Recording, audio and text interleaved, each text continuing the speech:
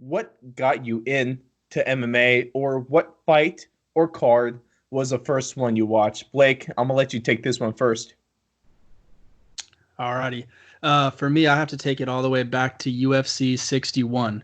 And the main event was Tito Ortiz versus Ken Shamrock. And there was a lot of bad blood going into this matchup. I remember we were at a family picnic, me and my brother-in-law, just all kicking it. I was super young back then too, probably like maybe 13 at the oldest. And I just remember he was talking about it the whole day, talking about it. And so by the end of the picnic, I was just like, man, I really want to watch the UFC. Like, I'm going to try everything I can to it was like I was trying to get a friend to come over for a sleepover, you know. I basically conned my parents into buying UFC for me. And How I much was remember that pay-per-view back then? it was probably around 40, 45. I can't remember. I wasn't buying it. So I didn't Okay. It was 50 cents. It was 50 cents a pay-per-view. Just like gas. Yeah, it was pay-per-view. They sent you a paper play-by-play. But yeah, so we got back, and I remember we just started watching the fights, and I was kind of being a little wussy about it, to be honest. I remember I could like barely watch it. It was just like a little too brutal for me at that age. And specifically, like when the main event came on, Tito Ortiz versus Ken Shamrock, it was, I want to say maybe 13 seconds. I can't remember the exact time it was, but it was like one of the I think it was the fastest knockout at the time in UFC. It might have been number 2, but it was up there. Tito Ortiz basically went in and just got him to the ground and smashed him, like fully mounted him like within seconds of the fight, and just started smashing him with elbows, just like boom, boom, elbow, elbow, elbow, straight across his face, and just bursts him open, right? And I remember that was like super hard for me to watch as a little kid, and that like kind of turned me off from UFC for a little bit because it was just, I don't know, I just didn't like looking at that brutal of a sport at that age.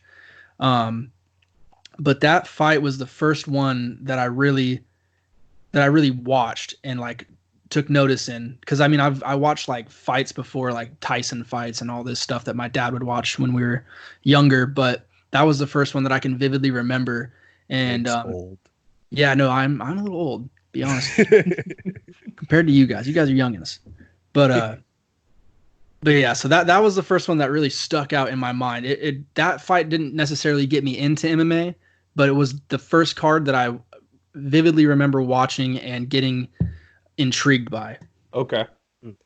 Hey, Jalen, let me hear yours then to see if you could back up Blake's story. Well, mine's was more, I don't think it was actual fight that got me into it. Actually, I started boxing around the age of 10, so that was back in like 2009.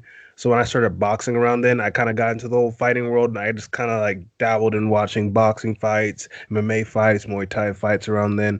So I couldn't really say the exact first card I watched, but I honestly could believe that the fighter/fights that got me into the MMA world, the fighting world, was most likely the Anderson Silva versus Forrest Griffin fight.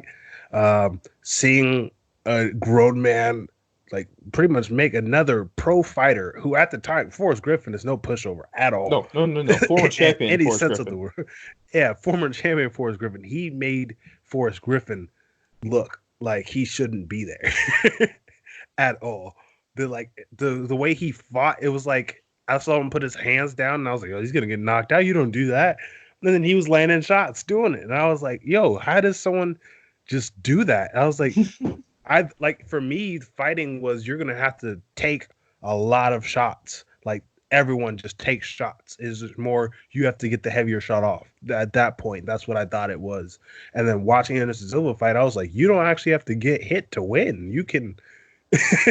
You can duck and dodge and land a couple of big shots, and not saying as like a couple of newer fighters who are more like hit them, run away, and I'll wait till the cards come. But Anderson Silva was finishing people and not taking that much damage doing it for the most part. He did take damage in a couple of fights, but for the most part, he was making grown men look childish. Even that Chael Sonnen fight, he was losing that fight, and then out of nowhere, he puts him in a armbar triangle slash whatever you want to call it. He had him in like 3 different submissions at the same time. Chael didn't know which one he was tapping out to, but he tapped. But yeah, I think doing fighting. Well, there was just a misunderstanding with that, though. He didn't fully understand the rule set. Yeah, he didn't understand the whole rules. Let's make But that clear. Chael Sonnen is undefeated. Undefeated. he didn't Undefeated. understand the rule set, Never so he lost a doesn't round. ever. Not even in sparring in practice. Nope. When Not even UFC the video game. Not even UFC 1, 2, or 3, Chael man. Sonnen Doesn't started lose. fighting when he was 1, and he hasn't lost a round since. That's a factual statement. I was there. Straight back. No.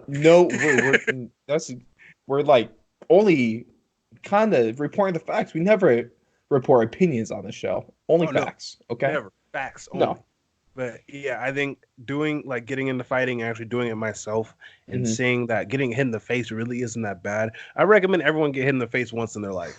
Honestly, now, obviously not like no bare knuckle 350-pound dude punching you in the face, but like for legal purposes, we are not recommending that everyone of our listeners get into fistfights. That is not what we're recommending. I'm saying everyone take like a Muay Thai class of boxing. We're also not recommending that, just in terms of legal reasons only.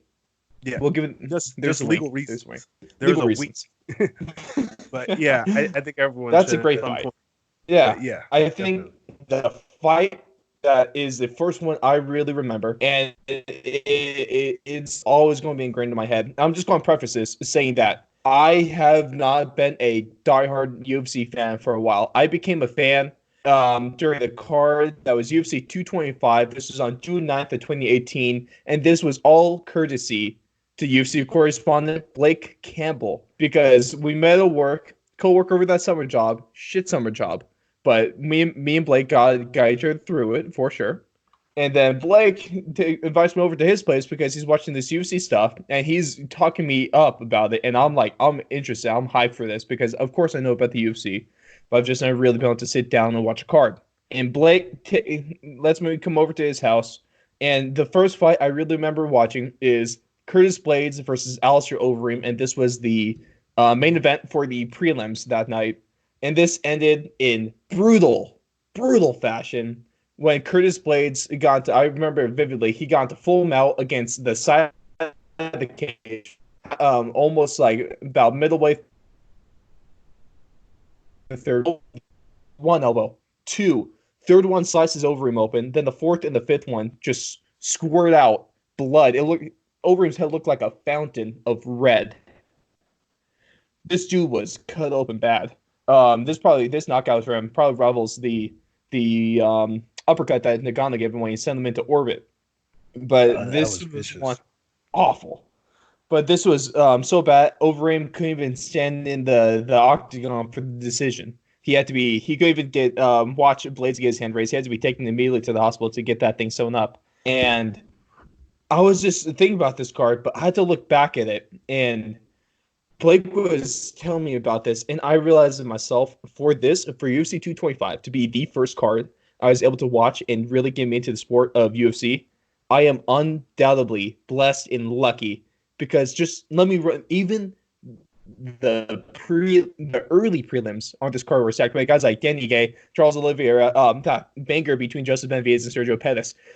We had Anthony Smith knock the hell out of Rashad Evans 53 seconds into round one for the main event, the early prelims. The prelims themselves consist of guys like Mirsad Bektik, Claudia Gadelha, and Carlos Barza.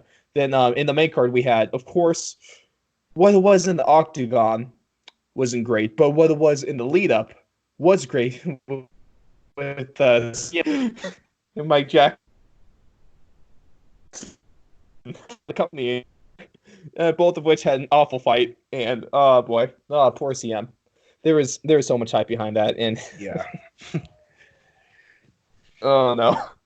Yeah. To see it messed up in his home, not a good look. But then we had big heavyweights: Andrei Arlovsky against Tai Tuivasa, Holly Holm and Megan Anderson.